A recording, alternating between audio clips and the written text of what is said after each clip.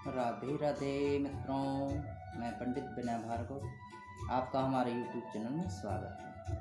पुरुषोत्तम महीने में गोविंद की कथा श्रवण करना, कीर्तन करना, भजन करना, सत्कर्म करना अनेक प्रकार के सुखों को प्रदान करता है। आइए हम पुरुषोत्तम भगवान की कथा का श्रवण करें, कथा सुने। कृष्णाय वासुदेवाय हरे परमात्मने प्रणत क्लेशनाशाय गोविंदाय नमो नमः। पहला अध्याय। एक बार बहुत से ऋषि मुनिजन नैमिषारण्य तीर्थ में जाकर के यज्ञ करने के लिए एकत्रित थे। उसी समय श्री सूत जी तीर्थ यात्रा के निमित्त भ्रमण करते हुए अपने शिष्यों सहित वहां आए।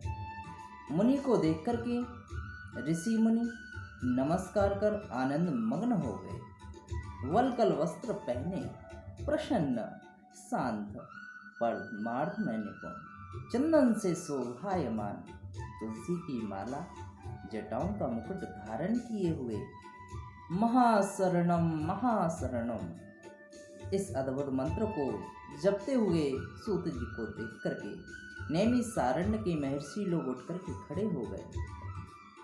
मुनियों ने हाथ जोड़ करके कहा कि हे सूत जी, हम सबकी भगवान की अद्भुत कथा को सुनने की इच्छा है। तब सूत जी ने प्रसन्नता से सब ऋषियों के आगे हाथ जोड़ करके नमस्कार किया। ऋषि कहने लगे कि हे सूत जी, हमने आपके लिए सुंदर आसन बनाया है, आप इस पर बैठिए। आप बड़े भाग्यवान हो, आपने गुरु की कृपा से भगवत रहस्यों का वर्णन करने की शक्ति प्राप्त की है।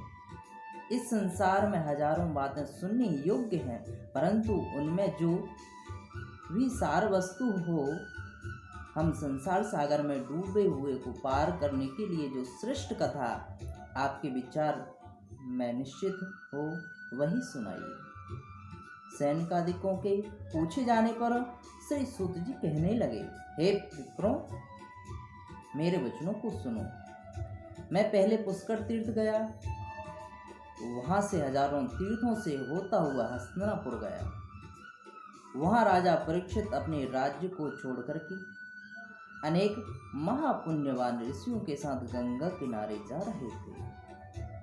उनमें अनेक सिद्ध योगी और महासिद्ध मुनि थे। मैं उस समाज को पूछ ही रहा था कि वहां श्री कृष्ण भगवान के चरण कमल में मन लगाए हुए महामुनि व्यास जी के पुत्र सुखदेव जी पधारे, जिनकी 8 वर्ष की आयु, शंख के समान कद, ऊंचे चिकने केसों से घिरे हुए मुख, दृढ़ कंधे, चमकती हुई कांति थी। वह अवधूत वेश ब्रह्म स्वरूप थे। ऐसे महामुनि सुखदेव जी को देख करके सब मुनि हाथ जोड़ करके खड़े हो गए। तब मुनियों ने बनाए हुए कमल चक्र जैसे ऊंचे आसन पर सुखदेव जी को बैठाया गया। उस आसन पर बैठे हुए ज्ञान समुद्र के चंद्रमा रूपी सुखदेव जी ऋषियों की पूजा को ग्रहण कर ऐसे शोभायमान हो रहे थे जैसे कि तारागणों में चंद्रमा शोभायमान होता है। प्रथम अध्याय समाप्त। मित्रों, इस प्रकार से पुरुषोत्तम भगवान की कथा आपको सुनने को मिलेगी। आप नित्य कथा का श्रवण करें, कथा को सुनें और अपने प्यारे मित्रों को भी शेयर करिएगा।